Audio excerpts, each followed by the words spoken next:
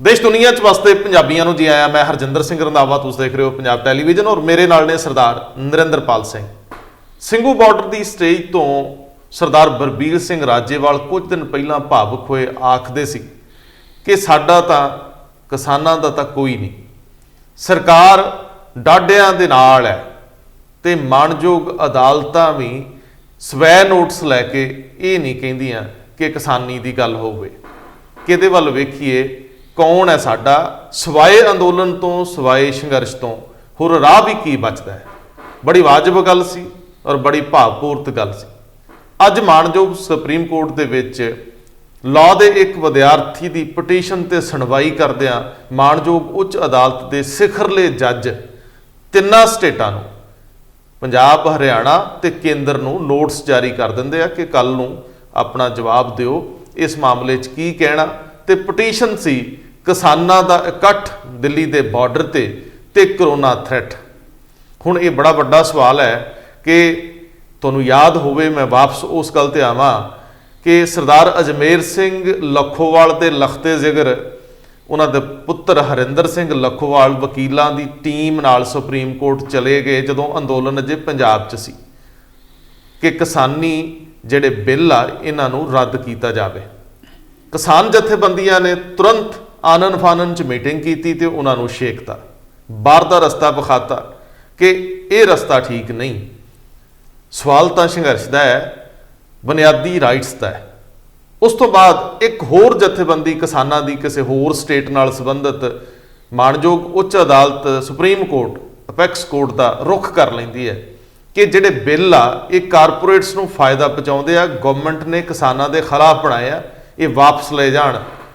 वो अजे सुनवाई लई लगी नहीं।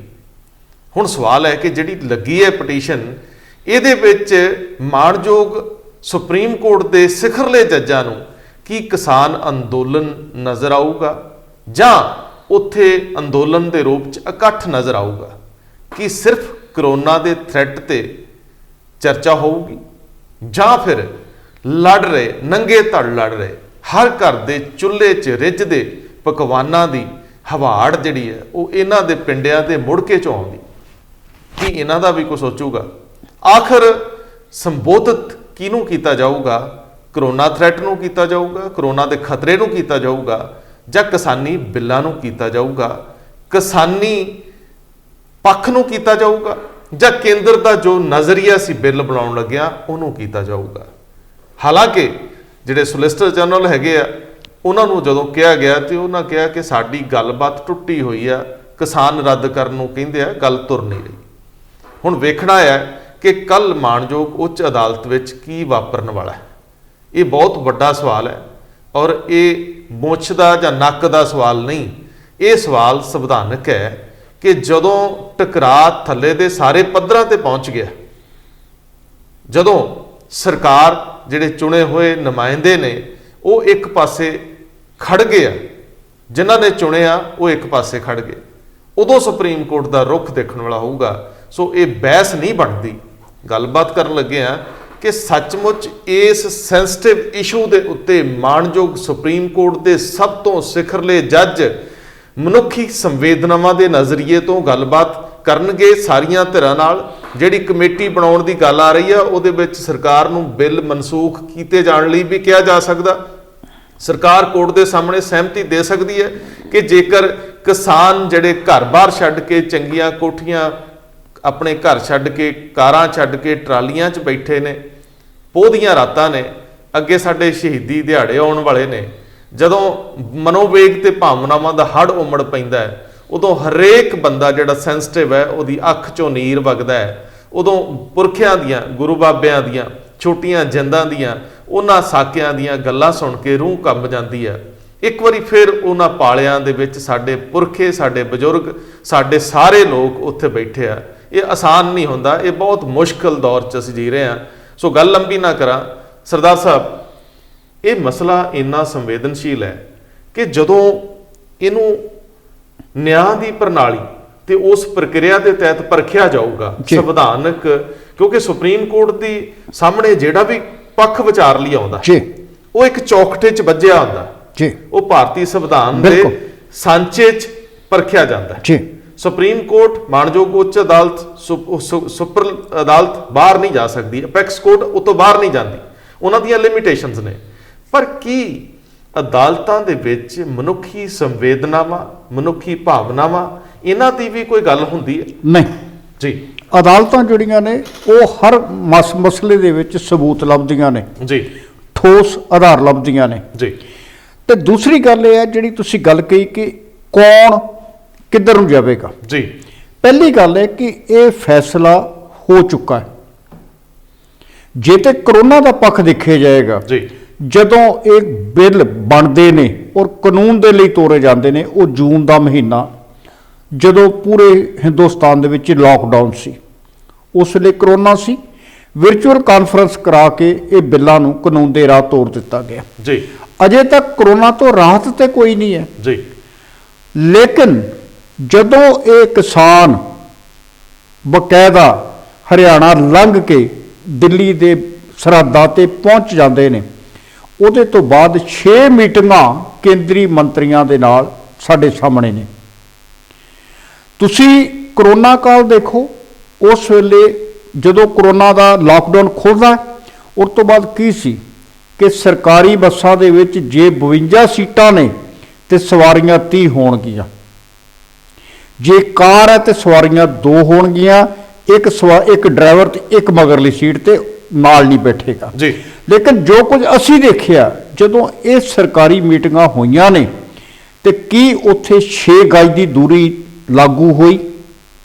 ਨਹੀਂ, ਦੇਖੋ ਕਰੋਨਾ ਦੀ ਗੱਲ ਕਰ ਰਹੇ ਹਾਂ ਕਿਉਂਕਿ ਨੁਕਤਾ ਕਰੋਨਾ ਦਾ ਹੈ। ਹੁਣ ਜਿੱਥੋਂ ਤੱਕ ਇੱਕ ਨੁਕਤਾ ਤੇ ਇਹ ਆ ਕਿ ਦਿੱਲੀ ਦੇ ਵਿੱਚ ਕਰੋਨਾ ਜਿਹੜਾ ਆ ਉਹ ਕਿੰਨੀ ਜਿਹੜਾ ਸਖਤੀ ਦੇ ਨਾਲ ਇਸ ਵੇਲੇ ਲਾਗੂ ਔਰ ਨਿਯਮ ਜਿਹੜਾ ਕਰੋਨਾ ਕਾਨੂੰਨ ਦੇ।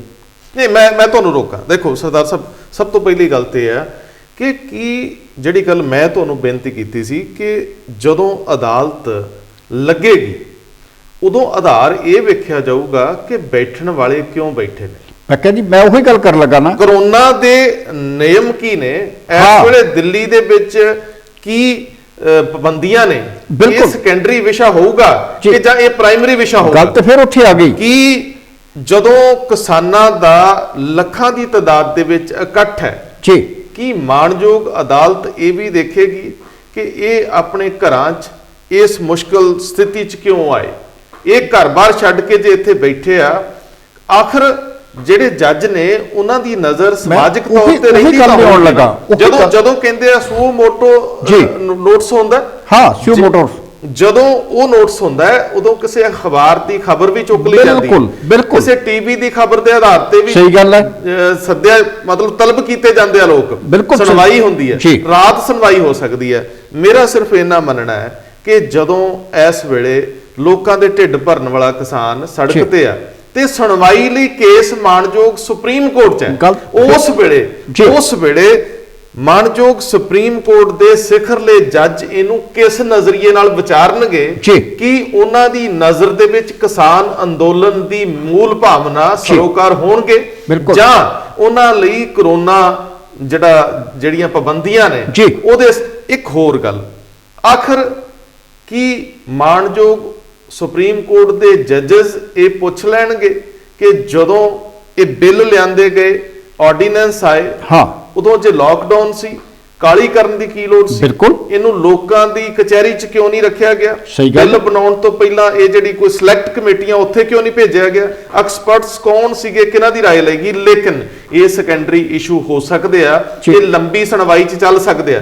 ਲੇਕਿਨ ਜੇ ਤੁਰੰਤ ਪ੍ਰਭਾਵ ਨਾਲ ਜਿਹੜੀ ਮੇਰੀ ਬੇਨਤੀ ਸੀ ਕਿ ਜੇ ਤੁਰੰਤ ਪ੍ਰਭਾਵ ਨਾਲ ਮਾਣਯੋਗ ਸੁਪਰੀਮ ਕੋਰਟ ਇਹ ਦੇਖੇ ਕਿ ਇੰਨੇ ਲੋਕ ਤਕਲੀਫ ਝੱਲ ਕੇ ਉੱਥੇ ਬੈਠੇ ਆ ਜਿੱਥੇ ਬੁਨਿਆਦੀ ਸਹੂਲਤਾਂ ਨਹੀਂ, ਪਖਾਨਿਆਂ ਦਾ ਪ੍ਰਬੰਧ ਨਹੀਂ, ਠੰਡ ਦੇ ਵਿੱਚ ਜੇ ਬਾਰਿਸ਼ ਹੋ ਜੇ ਤੇ ਸਿਰਫ ਟਰਾਲੀਆਂ ਤੇ ਤਰਪਾਲਾਂ ਦਾ ਪ੍ਰਬੰਧ ਹੈ, ਉਹ ਵੀ ਸਰਕਾਰਾਂ ਦਾ ਨਹੀਂ, ਇਹਨਾਂ ਦਾ ਆਪਣਾ, ਕਿਸਾਨਾਂ ਦਾ ਆਪਣਾ ਹੈ।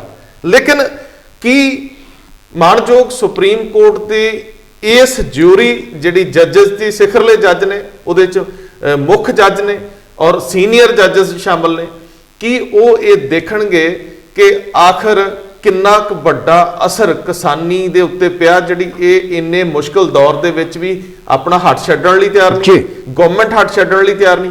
ਤੁਰੰਤ ਰਾਤ ਜੇ ਮਾਨਯੋਗ ਸੁਪਰੀਮ ਕੋਰਟ ਨੂੰ ਦੇਣੀ ਹੋਵੇ ਤੇ ਉਹ ਕੀ ਦੇ ਸਕਦੇ ਆ, ਇਹ ਬੜਾ ਵੱਡਾ ਵਿਚਾਰਨ ਦਾ ਮਸਲਾ ਜੀ। ਹੈ। ਮੈਨੂੰ ਨਹੀਂ ਪਤਾ ਕਿ ਇਹ ਕਿਸੇ ਕੋਲ ਰਾਈਟ ਹੁੰਦਾ ਹੈ ਬਹਿਸ ਕਰਨ ਦਾ ਕਿ ਨਹੀਂ, ਕਾਨੂੰਨੀ ਨੁਕਤਾ ਨਿਗਾਹ ਤੋਂ, ਕਿਉਂਕਿ ਲੋਕ ਸਰੋਕਾਰ ਨੇ ਇਸ ਕਰਕੇ ਦੀ ਗੱਲ ਕਰ ਰਹੇ ਆ ਕਿ ਕੀ ਤੁਰੰਤ ਪ੍ਰਭਾਵ ਨਾਲ ਇਹ ਗਵਰਨਮੈਂਟਸ ਨੂੰ ਕੋਈ ਆਦੇਸ਼ ਜਾਰੀ ਕੀਤੇ ਜਾ ਸਕਦੇ ਆ ਮਾਨਯੋਗ ਅਦਾਲਤਾਂ ਵੱਲੋਂ ਕਿ ਜੀ। ਨਹੀਂ, ਕਿ ਇਹਨਾਂ ਬਿੱਲਾਂ ਨੂੰ ਮਨਸੂਖ ਕੀਤਾ ਜਾ ਸਕਦਾ, ਸਸਪੈਂਡ ਕੀਤਾ ਜਾ ਸਕਦਾ, ਰੋਕ ਲਾਈ ਜਾ ਸਕਦੀ ਹੈ, ਕਿ ਇਸ ਤੋਂ ਬਾਅਦ ਸਾਰੀਆਂ ਧਿਰਾਂ ਦੇ ਨਾਲ ਸੰਬੰਧਿਤ ਕੋਈ ਵੱਡੀ ਕਮੇਟੀ ਬਣਾ ਕੇ ਉਹਦੇ ਤੇ ਸੁਣਵਾਈ ਹੋ ਸਕਦੀ ਹੈ, ਜੀ। ਕਿ ਇਸ ਵਿਸ਼ੇ ਦੇ ਉੱਤੇ ਇਹਨਾਂ ਬਿੱਲਾਂ ਨੂੰ ਘੋਖਣ ਲਈ ਬਾਹਰਾਂ ਦੀ ਕਮੇਟੀ ਬਣਾਈ ਜਾ ਸਕਦੀ ਹੈ। ਇਹ ਬਹੁਤ ਵੱਡੇ ਸਵਾਲ ਆ, ਲੇਕਿਨ ਉਸ ਤੋਂ ਵੀ ਵੱਡਾ ਸਵਾਲ ਹੈ ਕਿ ਸੰਵਿਧਾਨਕ ਤੌਰ ਤੇ ਖੇਤੀ ਫੈਡਰਲ ਢਾਂਚੇ ਦੇ ਵਿੱਚ ਕੇਂਦਰ ਦਾ ਵਿਸ਼ਾ ਹੈ ਕਿ ਸਟੇਟ ਦਾ ਵਿਸ਼ਾ ਹੈ, ਇਹਦੇ ਤੇ ਵੀ ਵੱਖਰੀ ਬਹਿਸ ਹੋਣੀ ਬਣਦੀ ਹੈ ਕਿ ਨਹੀਂ, ਇਹ ਵੀ ਸਿਆਣੇ ਤੈਅ ਕਰਨ ਕਿ ਕੀ ਮਾਨਯੋਗ ਅਦਾਲਤ ਵਿੱਚ ਇਹ ਵੀ ਵਿਸ਼ਾ ਡਿਸਕਸ ਕੀਤਾ ਜਾਊਗਾ ਕਿ ਕੇਂਦਰ ਬਿੱਲ ਬਣਾ ਵੀ ਸਕਦਾ ਸੀ ਕਿ ਨਹੀਂ, ਕਿ ਖੇਤੀ ਸਟੇਟ ਸਬਜੈਕਟ ਨਹੀਂ। ਇਹ ਵੱਡੇ ਸਵਾਲ ਆ ਸਰਦਾਰ ਸਾਹਿਬ। ਦੇਖੋ, ਦੋ ਚੀਜ਼ਾਂ ਜੋ ਅੱਜ ਹੁਣ ਤੱਕ ਜੋ ਖਬਰਾਂ ਆ ਰਹੀਆਂ ਨੇ ਜੀ। ਸੁਪਰੀਮ ਕੋਰਟ ਦੇ ਫੈਸਲੇ ਬਾਰੇ, ਹੁਣ ਆਖਰੀ ਫੈਸਲਾ ਤੇ ਕੱਲ ਨੂੰ ਆਏਗਾ, ਲੇਕਿਨ ਜਿਹੜੇ ਦੋ ਸੰਕੇਤ ਆਏ ਨੇ ਕਿ 3 ਸਟੇਟਾਂ ਨੂੰ, ਕੇਂਦਰ ਨੂੰ, ਪੰਜਾਬ ਨੂੰ ਤੇ ਹਰਿਆਣੇ ਨੂੰ ਨੋਟਿਸ ਆਇਆ ਕਿ ਇਹਦਾ ਆਪਣਾ ਪੱਖ ਰੱਖੋ। ਜੀ। ਇਹਦਾ ਮਤਲਬ ਕਿ ਕੇਂਦਰ ਅਜੇ ਤੱਕ ਇਸ ਮੁੱਦੇ ਨੂੰ ਸਰਹੱਦਾਂ ਦੇ ਉੱਤੇ ਜਿਹੜਾ ਇਕੱਠ ਆ ਉਹਨੂੰ ਦੇਖ ਕੇ ਲੈ ਰਿਹਾ, ਕਿਉਂਕਿ ਜਦੋਂ ਤੁਸੀਂ ਗੱਲ ਕਰਦੇ ਹੋ ਕਾਨੂੰਨ ਦਾ ਵਿਦਿਆਰਥੀ ਜਿਹੜਾ ਉਹ ਸਿਰਫ ਕਰੋਨਾ ਦੀ ਗੱਲ ਕਰ ਰਿਹਾ ਜੀ। ਹਾਲਾਂਕਿ ਕਿਸਾਨੀ ਜਿਹੜੀ ਹੈ ਇਹਦੇ ਨਾਲ ਪ੍ਰਭਾਵਿਤ ਪੂਰਾ ਦੇਸ਼ ਹੈ। ਜੀ। ਉੱਥੇ ਤਾਮਿਲਨਾਡੂ ਦੇ ਕਿਸਾਨ ਵੀ ਬੈਠੇ ਨੇ, ਉੱਥੇ ਯੂਪੀ ਦੇ ਕਿਸਾਨ ਵੀ ਬੈਠੇ ਨੇ, ਉੱਥੇ ਮੱਧ ਪ੍ਰਦੇਸ਼ ਦੇ ਵੀ, ਉੱਥੇ ਰਾਜਸਥਾਨ ਦੇ ਵੀ ਕਿਸਾਨ ਬੈਠੇ ਨੇ। ਔਰ ਦੂਸਰੀ ਗੱਲ ਇਹ, ਜਦੋਂ ਸੁਪਰੀਮ ਕੋਰਟ ਕਹਿੰਦੀ ਆ ਕਿ ਇੱਕ ਸਾਂਝੀ ਕਮੇਟੀ ਬਣਾਈ ਜਾਏਗੀ, ਫਿਰ ਥੋੜੀ ਜਿਹੀ ਆਸ ਵੱਜਦੀ ਕਿ ਸ਼ਾਇਦ ਇਹ ਸਾਂਝੀ ਕਮੇਟੀ ਜਿਹੜੀ ਆ ਸਰਕਾਰ ਦੇ, ਕਿਸਾਨਾਂ ਦੇ ਔਰ ਮਾਹਿਰ ਜਿਹੜੇ ਨੇ ਉਹਨਾਂ ਦੇ ਨੁਮਾਇੰਦਿਆਂ ਦੀ ਹੋਵੇਗੀ, ਜੀ। ਜਿਹੜੀ ਵਾਕਿਆ ਹੀ ਇਸ ਮਸਲੇ ਦਾ ਹੱਲ ਲੱਭੇਗੀ। ਲੇਕਿਨ ਫੈਸਲਾ ਜਿਹੜਾ ਆ, ਮਾਫ ਕਰਨਾ, ਫੈਸਲਾ ਤੇ ਅਦਾਲਤ ਤੋਂ ਪਹਿਲਾਂ ਹੀ ਦੋਨੇ ਧਿਰਾਂ ਸੁਣਾ ਚੁੱਕੀਆਂ ਨੇ। ਜੀ। ਜਿਹੜੀ ਧਿਰ ਨੇ ਕਾਨੂੰਨ ਬਣਾਇਆ, ਲਾਗੂ ਕੀਤਾ, ਉਹ ਕਹਿੰਦੀ ਅਸੀਂ ਬਿਲਕੁਲ ਸਹੀ ਆ, ਅਸੀਂ ਰੱਦ ਨਹੀਂ ਕਰਨੇ, ਅਸੀਂ ਰੱਦ ਨਹੀਂ ਕਰਨੇ। ਜਿਹੜੀ ਧਿਰ ਪੀੜਤ ਧਿਰ ਆ, ਜਿਹਦੇ ਲਈ ਬਣਾਏ ਗਏ ਆ, ਜਿਹਦੇ ਲਈ ਬਣਾਏ ਗਏ ਆ, ਭਾਵੇਂ ਕਿਹਾ ਗਿਆ ਜੀ ਤੁਹਾਡੇ ਭਲੇ ਲਈ, ਉਹ ਕਹਿੰਦੇ ਸਾਨੂੰ ਇਹੋ ਜਿਹਾ ਭਲਾ ਨਹੀਂ ਚਾਹੀਦਾ, ਤੁਹਾਡੀ ਆਮਦਨ ਦੁੱਗਣੀ ਕਰਾਂਗੇ, ਉਹ ਕਹਿੰਦੇ ਸਾਨੂੰ ਨਹੀਂ ਚਾਹੀਦਾ। ਸੋ ਹਾਲਾਤ ਜਿਹੜੇ ਨੇ ਬਿਲਕੁਲ ਆਮੋ ਸਾਹਮਣੇ ਨੇ। ਔਰ ਦੂਸਰੀ ਗੱਲ, ਜਦੋਂ ਅਦਾਲਤ ਕਮੇਟੀ ਬਣਾਉਣ ਦੀ ਗੱਲ ਕਰਦੀ ਹੈ ਤੇ ਫਿਰ ਮਾਫ ਕਰਨਾ, ਸਾਡੇ ਸਾਹਮਣੇ ਸਿਰਫ ਇੱਕ ਕੇਸ ਹੈ ਜਿਹੜਾ ਪੰਜਾਬ ਦੇ ਪਾਣੀਆਂ ਨਾਲ ਜੁੜਿਆ ਹੋਇਆ, ਜੀ। 1966 ਤੋਂ ਤੁਰਿਆ ਹੋਇਆ, ਕਿੰਨੇ ਸਾਲ ਹੋ ਗਏ? 54 ਸਾਲ। 54 ਸਾਲ ਚ 2 ਰਾਜਾਂ ਦਾ ਪਾਣੀਆਂ ਦਾ ਮਸਲਾ ਹੱਲ ਨਹੀਂ ਹੋਇਆ। ਕਿੰਨੀ ਕੁ ਵਾਰੀ ਸੁਪਰੀਮ ਕੋਰਟ ਤੱਕ ਪਹੁੰਚ ਕੀਤੀ ਗਈ, ਕੇਸ ਸੁਪਰੀਮ ਕੋਰਟ ਕੋਲ ਜਾਂਦਾ ਤੇ ਸਰਕਾਰ ਕੋਲ ਆ ਜਾਂਦਾ, ਸਰਕਾਰ ਨਹੀਂ ਹੁੰਦੀ ਤੇ ਫਿਰ ਸੁਪਰੀਮ ਕੋਰਟ ਕੋਲ ਚਲ ਜਾਂਦਾ, ਜੇ ਇਸੇ ਤਰ੍ਹਾਂ ਜਾਣਾ ਆ। ਲੇਕਿਨ ਸਵਾਲ ਇਹ ਆ ਕਿ ਕੀ ਵਾਕਿਆ ਹੀ ਜੇ ਸੁਪਰੀਮ ਕੋਰਟ ਨੇ ਕੋਈ ਫੈਸਲਾ ਕਰਨਾ ਆ ਜਾਂ ਇਸ ਮਸਲੇ ਦਾ ਹੱਲ ਲੱਭਣਾ, ਜੇ ਤੇ ਕਹਿਣਗੇ ਕਰੋਨਾ ਤੇ ਫਿਰ ਤੇ ਇਹ ਕਿਹਾ ਜਾਏਗਾ ਕਿ ਤੁਸੀਂ ਉੱਠੋ, ਜੀ। ਉਹ ਕਹਿਣਗੇ ਸਾਡਾ ਦੁੱਖ ਤੇ ਸੁਣ ਲਓ, ਸੁਣਿਆ ਤੇ ਹੈ ਹੀ ਨਹੀਂ। ਸਰਦਾਰ ਸਾਹਿਬ, ਇਸ ਮਾਮਲੇ ਦੇ ਵਿੱਚ ਜੋਗਿੰਦਰ ਸਿੰਘ ਉਗਰਾਹਾਂ, ਜੀ, ਭਾਰਤੀ ਕਿਸਾਨ ਯੂਨੀਅਨ ਏਕਤਾ ਉਗਰਾਹਾਂ ਦੇ ਪ੍ਰਧਾਨ ਜੋਗਿੰਦਰ ਸਿੰਘ ਉਗਰਾਹਾਂ BBC ਤੇ ਇੱਕ ਸੀਨੀਅਰ ਜਰਨਲਿਸਟ ਨੂੰ ਇੰਟਰਵਿਊ ਦੇ ਰਹੇ ਤੇ ਗੱਲ ਬੜੀ ਸਹਿਜ ਅਵਸਥਾ 'ਚ ਹੋ ਰਹੀ ਆ, ਤੇ ਉਹ BBC ਦਾ ਜਰਨਲਿਸਟ ਪੁੱਛਦਾ ਹੈ ਕਿ ਆਖਰ ਜਦੋਂ ਉਹ ਸਾਰੇ ਦੇ ਸਾਰੇ ਅਮੈਂਡਮੈਂਟਸ ਕਰ ਦੇਣ ਨੂੰ ਤਿਆਰ ਆ, ਤੇ ਉਗਰਾਹਾਂ ਦਾ ਇੱਕ ਜਵਾਬ ਸੀ, ਮੈਨੂੰ ਬੜਾ ਪਿਆਰਾ ਲੱਗਿਆ। ਉਹ ਕਹਿਣ ਲੱਗੇ ਕਿ ਫਿਰ ਇਹ ਡੱਬਾ ਕਿਉਂ ਖਾਲੀ ਰੱਖਦੇ, ਜਦੋਂ ਕਾਨੂੰਨ ਦਾ ਡੱਬਾ ਉਹਦੇ ਚੋਂ ਸਭ ਕੁਝ ਕੱਢ ਲੈਣਾ, ਜੋ ਬਣਾਇਆ ਸੀ ਉਹ ਸਭ ਕੁਝ ਹੀ ਵਾਪਸ ਲੈਣ ਨੂੰ ਤਿਆਰ ਆ, ਆਖਰ ਫਿਰ ਇਹ ਡੱਬਾ ਕਾਰਪੋਰੇਟਸ ਤੇ ਪੈਰ ਧਰਨ ਨੂੰ ਰਹਿ ਜੂ, ਆਖਰ ਇਹ ਇੱਕ ਰਾਹ ਬਣ ਜੂ। ਉਹ ਸਾਡੇ ਪੰਜਾਬ ਦੇ ਵਿੱਚ ਅਮੂਮਨ ਖਾਸ ਤੌਰ ਤੇ ਜਿਹੜੀ ਕਾਟਨ ਬੈਲਟ ਆ ਉਹਦੇ 'ਚ ਗੱਲ ਕਹੀ ਜਾਂਦੀ ਹੈ ਕਿ ਗੱਲ ਸਹੇ ਦੀ ਨਹੀਂ, ਗੱਲ ਪਏ ਦੀ ਹੈ, ਗੱਲ ਪਏ ਦੀ, ਗੱਲ ਪਏ ਦੀ। ਸੋ ਜਦੋਂ ਇੱਕ ਵਾਰੀ ਰਾਹ ਬਣ ਜਾਂਦਾ ਤੇ ਫਿਰ ਉਸ ਰਾਹ ਦੇ ਉੱਤੇ ਬੜਾ ਕੁਝ ਨਵਾਂ ਹੋ ਜਾਂਦਾ। ਕਿਸਾਨੀ ਦਾ ਡਰ ਇਹ ਆ ਕਿ ਪਹਿਲੀ ਗੱਲ ਇਹ ਕਿ ਕਿਸਾਨੀ, ਉਹ ਮੈਨੂੰ ਨਾ ਜੀ ਉਹਦਾ ਕੰਵਰ ਗਰੇਵਾਲ ਦਾ ਗਾਣਾ ਬਹੁਤ ਵਧੀਆ ਲੱਗਦਾ ਬਈ, ਜਿਹਦੇ ਵਿੱਚ ਉਹ ਕਹਿੰਦੇ ਕਿ ਤੈਨੂੰ ਦਿੱਲੀ ਇਹ ਇਕੱਠ ਪਰੇਸ਼ਾਨ ਕਰੂਗਾ, ਕੱਲ ਤੇ ਫਿਰ ਉੱਥੇ ਆ ਗਈ। ਤੇ ਇਹ ਜਿਹੜੇ ਖੇਤਾਂ ਦੇ ਫੈਸਲੇ ਇਹ ਕਿਸਾਨ ਕਰੂਗਾ। ਜੀ ਹੁਣ ਜੀ ਇਹ ਕਿਸਾਨ ਕਰੂਗਾ, ਬਿਲਕੁਲ। ਭਾਵੇਂ ਕਿਸਾਨ ਦਾ ਤਰਜਮਾਨ ਪੋਲੀਟੀਸ਼ੀਅਨ ਕਰੇ, ਪਰ ਪੋਲੀਟੀਸ਼ੀਅਨ ਕਿਸੇ ਹੋਰ ਧਿਰ ਦਾ ਬਣ ਕੇ ਨਾ ਕਰੇ ਨਾ। ਜਦੋਂ ਖਲਕਤ ਦੇ ਵਿੱਚ ਬੇਸ਼ੁਮਾਰ ਲੋਕ ਤੇ ਬਹੁ ਗਿਣਤੀ ਲੋਕ ਖੇਤੀ ਕਰਦੇ ਆ, ਅਸੀਂ ਖੇਤੀ ਵਾਲਿਆਂ ਨੂੰ ਕੁਝ ਦੇਣ ਲਈ ਤਿਆਰ ਨਹੀਂ ਗਏ। ਅਸੀਂ ਕੋਈ ਉਹਨਾਂ ਨੂੰ ਕਦੇ ਵੱਡੇ ਪੈਕੇਜ ਨਹੀਂ ਦਿੱਤੇ, ਕਦੇ ਲੱਖਾਂ ਕਰੋੜ ਗਣਾਏ ਨਹੀਂ ਕਿ ਜਿੱਦੇ ਇੰਡਸਟਰੀ ਨੂੰ ਮਿਲ ਜਾਂਦੇ ਆ। ਫਿਰ ਜੇ ਉਹ ਸਵੈਮਾਨ ਨਾਲ ਜੀਂਦਾ ਹੈ, ਸਿਰ ਉੱਚਾ ਕਰਕੇ ਜੀਂਦਾ ਹੈ, ਤੇ ਅਸੀਂ ਉਹਨੂੰ ਜਿਉਂਦੇ ਰਹਿਣ ਦਾ ਸਮਾਨ ਤਾਂ ਦਈਏ ਜਿਹਦੇ ਵਿੱਚ ਉਹ ਆਪ ਤਸੱਲੀ 'ਚ ਹੈ। ਵੱਖਰੀ ਗੱਲ, ਪਹਿਲੇ ਢਾਂਚੇ ਨੇ ਵੀ ਬਹੁਤ ਖੁਦਕੁਸ਼ੀਆਂ ਦਿੱਤੀਆਂ, ਪਰ ਜ਼ਰੂਰੀ ਤਾਂ ਨਹੀਂ ਹੈ ਕਿ ਅਸੀਂ ਉਹਦੇ ਫਿਕਰ ਨੂੰ ਵੱਡੇ ਕਰ ਦਈਏ। ਗੱਲ ਤਾਂ ਸਰਦਾਰ ਸਾਹਿਬ ਬੜੀ ਅਹਿਮ ਆ ਕਿ ਪੰਜਾਬ ਵਰਗੇ, ਹਰਿਆਣੇ ਵਰਗੇ ਸਵੈਮਾਨੀ ਖਿੱਤੇ ਦੇ ਵਿੱਚ ਕੋਈ ਧਿਰ ਕਾਰਪੋਰੇਟ ਦਾ ਕੋਈ ਜੁਰਤ ਨਹੀਂ ਕਰ ਸਕਦਾ ਕਿਸੇ ਦੀ ਇੰਚ ਜ਼ਮੀਨ ਲੈ ਜੇ। ਬਿਲਕੁਲ।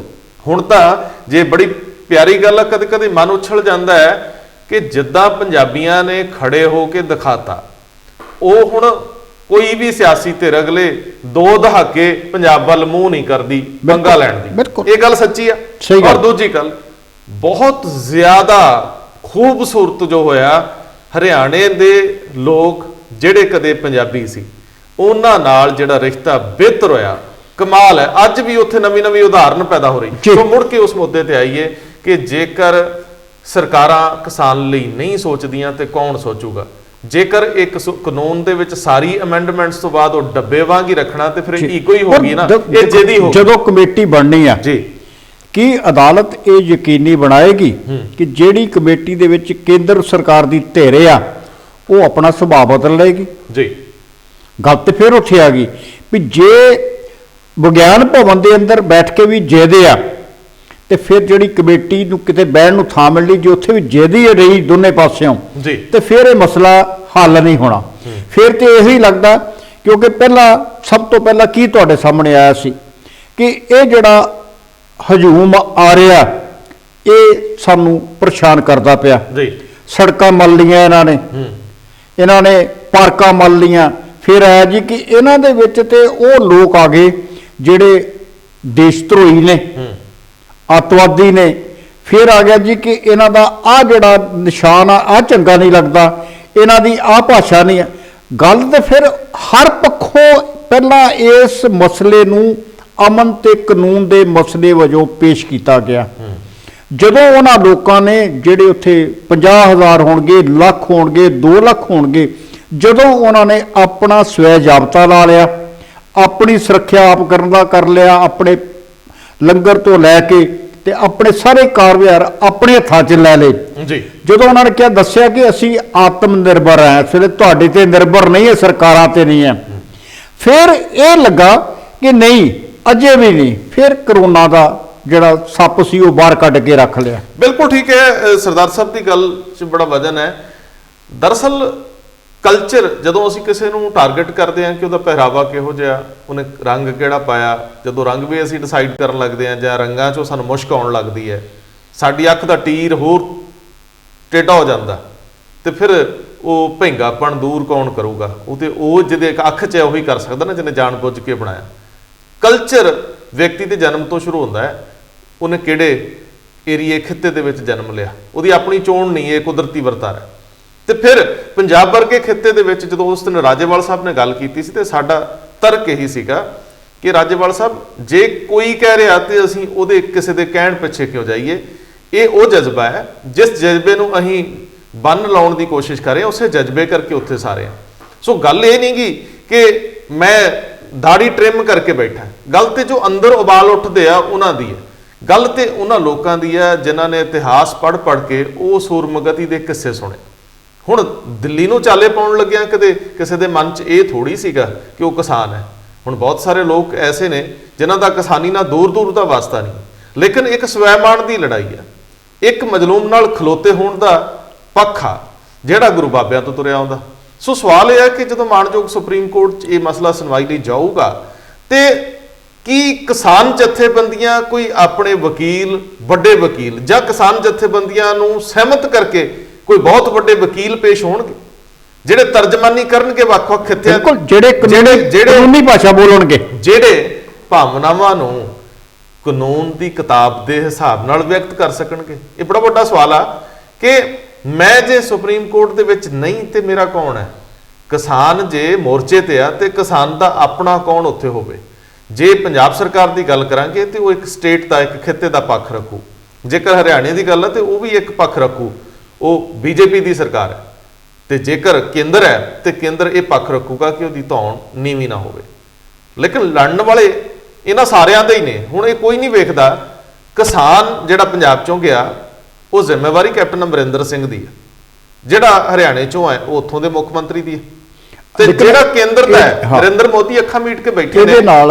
ਇਹਦੇ ਨਾਲ ਇਸ ਕੇਸ ਦੇ ਵਿੱਚ ਜੇ ਕੋਈ ਕਮੇਟੀ ਬਣਨੀ ਹੈ ਤੇ ਫਿਰ ਮਾਨਯੋਗ ਅਦਾਲਤ ਨੂੰ ਇਹ ਵੀ ਵੇਖਣਾ ਪਏਗਾ ਕਿ ਜਦੋਂ ਇਕੱਲਾ ਕਿਸਾਨੀ ਦੇ ਨਾਲ ਇੱਕ ਸਵੈਮਾਨ ਦਾ ਜਿਹੜਾ ਮੁੱਦਾ ਉੱਭਰਿਆ, ਜਿਹੜੇ ਲੋਕਾਂ ਨੂੰ ਕਦੇ ਰਾਸ਼ਟਰਪਤੀ ਭਵਨ ਤੋਂ ਸਨਮਾਨ ਦਿੱਤੇ ਗਏ ਕਿ ਤੁਹਾਡੀ ਸੇਵਾ ਤੋਂ ਪੂਰਾ ਰਾਸ਼ਟਰ ਖੁਸ਼ ਹੈ ਜੀ, ਉਹ ਕਿਸਾਨਾਂ ਦਾ ਇਹ ਦਰਦ ਪਹਿਚਾਨਦੇ ਨੇ ਔਰ ਆਪਣੇ ਰਾਸ਼ਟਰਪਤੀ ਦੇ ਵੱਲੋਂ ਦਿੱਤੇ ਸਨਮਾਨ ਜਿਹੜੇ ਨੇ ਵਾਪਸ ਕਰਨ ਜਾਂਦੇ ਨੇ।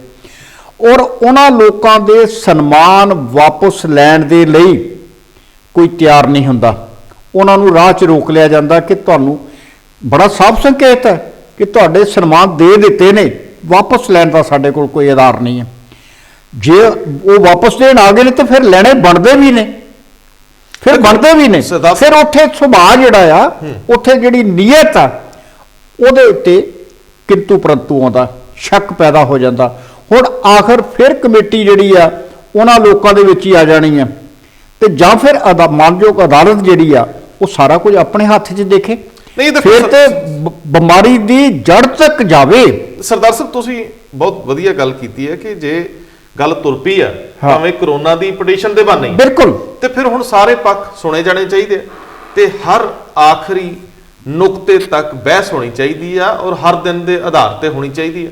ਲੇਕਿਨ ਤੁਰੰਤ ਰਾਹਤ ਵਜੋਂ ਮੈਨੂੰ ਲੱਗਦਾ ਹੈ ਕਿ ਜੇ ਕਿਉਂਕਿ ਸਾਡੇ ਦੇਸ਼ ਤੇ ਪ੍ਰਾਵਧਾਨ ਹੈ, ਲੋਕਤੰਤਰ ਦੇ ਵਿੱਚ ਕਾਰਜ ਪ੍ਰਣਾਲੀ ਹੈ ਔਰ ਜਿਹੜੀ ਅਦਾਲਤੀ ਪ੍ਰਕਿਰਿਆ ਹੈ ਬਿਲਕੁਲ, ਤੇ ਬਾਕੀ ਸਾਰੇ ਇਹ ਵੱਖ-ਵੱਖ ਥੰਮ ਨੇ। ਫਿਰ ਤੇ ਜੇ ਤੇ ਲੱਗੇ ਆ ਕਰਨ ਤੇ ਫਿਰ ਫਿਲਹਾਲ ਜਿਹੜੇ ਕਾਨੂੰਨ ਆ ਅਦਾਲਤ ਦੇ ਫੈਸਲੇ ਤੇ ਇਹੋ ਹੁੰਦੇ ਨੇ, ਸਟੇਟਸ ਕੋ ਇਹੋ ਹੁੰਦਾ ਨਾ ਕਿ ਜਿਹੜਾ ਕਾਨੂੰਨ ਲਾਗੂ ਹੋਣ ਲੱਗਾ ਜਾਂ ਜੋ ਤੁਸੀਂ ਕਰ ਲਿਆ ਉੱਤੇ ਸਟੇ ਲੱਗ ਗਿਆ ਜੀ। ਜੇ ਸਟੇਟਸ ਕੋ ਹੋ ਜਾਂਦਾ ਫਿਰ ਤੇ ਮਾਨਯੋਗ ਅਦਾਲਤ ਨੂੰ ਇਹ ਵੀ ਵੇਖ ਲੈਣਾ ਚਾਹੀਦਾ, ਜਾਂ ਜਿਹੜੇ ਮਾਨਯੋਗ ਵਕੀਲ ਕਿਸਾਨਾਂ ਵੱਲੋਂ ਜਾਣਗੇ ਉਹ ਇਹ ਵੀ ਨੁਕਤਾ ਰੱਖਣ ਕਿ ਆਖਰ ਪਿਛਲੇ ਕਈ ਸਾਲਾਂ 'ਚ ਕਿੰਨੇ ਕਿਸਾਨਾਂ ਨੇ ਆਤਮ ਹੱਤਿਆ ਕੀਤੀ, ਖੁਦਕੁਸ਼ੀਆਂ ਦੇ ਵਿੱਚ ਜਾਣੀਆਂ ਚਾਹੀਦੀਆਂ। ਸਰਦਾਰ ਸਾਹਿਬ ਸਟੇਟਸ ਕੋ ਹੁੰਦਾ ਹੈ ਜੋ ਹਾਲਾਤ ਉਵੇਂ ਹੀ ਬਣੇ ਰਹਿਣ ਦੋ, ਬਿਲਕੁਲ, ਲੇਕਿਨ ਉਹਦਾ ਮਤਲਬ ਹੈ ਕਿ ਕਾਨੂੰਨ ਰਹਿਣਗੇ। ਸਟੇਟਸ ਕੋ ਸ਼ਬਦ ਠੀਕ ਨਹੀਂਗਾ। ਮੇਰਾ ਮਤਲਬ ਸਿਰਫ ਇੰਨਾ ਹੈ ਕਿ ਜੇਕਰ ਮਾਣਯੋਗ ਸੁਪਰੀਮ ਕੋਰਟ ਤੁਰੰਤ ਪ੍ਰਭਾਵ ਨਾਲ ਇਹ ਜਿਹੜੇ ਬਿੱਲ ਆ ਉਹਨਾਂ ਤੇ ਰੋਕ ਲਾ ਕੇ ਇਹਨਾਂ ਨੂੰ ਮੁੜ ਕੇ ਵਿਚਾਰਨ ਦੀ ਗੱਲ ਕਹਿੰਦੀ। ਹੁਣ ਸਾਨੂੰ ਨਹੀਂ ਪਤਾ ਕਿਉਂਕਿ ਕਾਨੂੰਨੀ ਨੁਕਤਾ ਕਿਸਾਨਾਂ ਨੂੰ ਕਿੰਨਾ ਪ੍ਰਵਾਨਯੋਗ ਹੈ ਜਾਂ ਨਹੀਂ ਪ੍ਰਵਾਨਯੋਗ, ਜਾਂ ਕੀ ਸੁਪਰੀਮ ਕੋਰਟ ਪਾਰਲੀਮੈਂਟ ਦੇ ਕਿਸੇ ਫੈਸਲੇ ਦੇ ਵਿੱਚ ਦਖਲ ਦੇ ਵੀ ਸਕਦੀ ਹੈ ਕਿ ਨਹੀਂ, ਇਹ ਵੀ ਵੱਡਾ ਸਵਾਲ ਹੈ। ਕਿਉਂਕਿ ਹਰੇਕ ਦੀ ਆਪਣੀ ਲਿਮਿਟ ਹੈ, ਹਰੇਕ ਨੂੰ ਆਪਣੇ ਅਖਤਿਆਰ ਮਿਲਿਆ। ਜਿਹੜਾ ਕਾਨੂੰਨ ਬਣ ਜਾਂਦਾ ਸ਼ਾਇਦ ਸੁਪਰੀਮ ਕੋਰਟ ਉਹਦੀ ਹੀ ਵਿਆਖਿਆ ਕਰ ਸਕਦਾ। ਕਾਨੂੰਨ ਦੇ ਵਿੱਚ ਬਣਾਉਣ ਜਾਂ ਨਾ ਬਣਾਉਣ 'ਚ ਦਖਲਅੰਦਾਜ਼ੀ ਸ਼ਾਇਦ ਸੁਪਰੀਮ ਕੋਰਟ ਦੀ ਨਹੀਂ ਹੈ, ਇਹਦੇ ਬਾਰੇ ਕਲੀਅਰ ਨਹੀਂ। ਲੇਕਿਨ ਜਦੋਂ ਕੋਈ ਪੇਚ ਫਸ ਜੇ ਤੇ ਉਦੋਂ ਜਿਹੜੀ ਇਹ ਧਿਰਾ, ਇਹ ਸਭ ਤੋਂ ਪ੍ਰਵਾਨਿਤ ਧਿਰਾ ਮਾਣਯੋਗ ਸੁਪਰੀਮ ਕੋਰਟ, ਕਿਸਾਨ ਆਪ ਅਪੀਅਰ ਹੁੰਦੇ ਕਿ ਨਹੀਂ ਹੁੰਦੇ ਵੇਖਣਾ ਹੋਊਗਾ। ਸੁਪਰੀਮ ਕੋਰਟ ਕਿਸ ਪੱਖ ਤੋਂ ਸੁਣਵਾਈ ਕਰਦੀ ਹੈ ਤੇ ਫਿਰ ਇਹ ਸੁਣਵਾਈ ਕਦੋਂ ਤੱਕ ਅੱਗੇ ਚੱਲਦੀ ਹੈ। ਬਹੁਤ ਸਰਦੀ ਹੈ, ਬਹੁਤ ਸਖਤ ਸਰਦੀ ਪੈ ਰਹੀ। ਅੱਜ ਦਾ ਦਿਨ ਤਾਂ ਬਹੁਤ ਹੀ ਜ਼ਿਆਦਾ ਸਰਦੀ ਵਾਲਾ ਹੈ। ਸੋ ਇਹ ਸਰਦੀ ਅੱਗੇ ਵਧਣ ਦੀ ਹੋਰ ਸੰਭਾਵਨਾ ਹੈ ਤੇ ਬਹੁਤ ਸਾਰੇ ਲੋਕ ਹਾਦਸਿਆਂ 'ਚ ਵੀ ਮਰ ਰਹੇ ਆ, ਜਿਹੜੇ ਰਾਤਾਂ ਨੂੰ ਤੁਰ ਪੈਂਦੇ, ਧੁੰਦ ਬੜੀ ਪੈ ਜਾਂਦੀ ਹੈ। ਵੀ ਕਿਸਾਨੀ ਆਗੂਆਂ ਨੂੰ ਸੋਚਣ ਦੀ ਲੋੜ ਆ ਕਿ ਇਸ ਤਰ੍ਹਾਂ ਦੀ ਪ੍ਰੇਰਨਾ ਦਿੱਤੀ ਜਾਵੇ ਕਿ ਰਾਤਾਂ ਨੂੰ ਕੋਈ ਨਾ ਤੁਰੇ। ਸੋ ਇਹ ਵੱਡੇ ਸਵਾਲ ਆ ਕਿ ਇਸ ਸੰਕਟ 'ਚੋਂ ਇਸ ਸਾਰੀਆਂ ਧਿਰਾਂ ਦੇ ਸਨਮਾਨ ਜਾਂ ਮਾਣ ਨਾਲ ਠੇਸ ਲੱਗੇ ਬਿਨਾਂ ਹੱਲ ਕੀਤਾ ਜਾਵੇ। ਕਿਸਾਨੀ ਦੀ ਜਿੱਤ ਜ਼ਰੂਰੀ ਆ, ਜਿਉਂਦੇ ਰਹਿਣ ਲਈ ਕਿਸਾਨੀ ਦੀ ਜਿੱਤ ਜ਼ਰੂਰੀ ਆ। ਜੇ ਕਿਸਾਨੀ ਮਰਦੀ ਆ ਤੇ ਦੇਸ਼ ਮਰਦਾ। ਬਹੁਤ ਮਿਹਰਬਾਨੀ, ਬਹੁਤ ਧੰਨਵਾਦ।